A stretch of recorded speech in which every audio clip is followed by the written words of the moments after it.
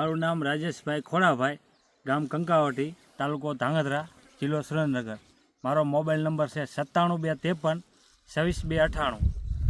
આ ધાણાની માલકોર મેં બાયોસ કંપનીનું ટડાસી વાપર્યું હતું.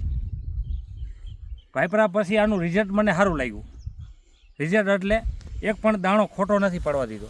અને ફાલે એટલો બધો આવ્યો ત્યારે ધાણાની સાઈઝ જુઓ તમે, એકય ફમકું ખાલું નથી પડ્યું. આ દાણા જુઓ તમે,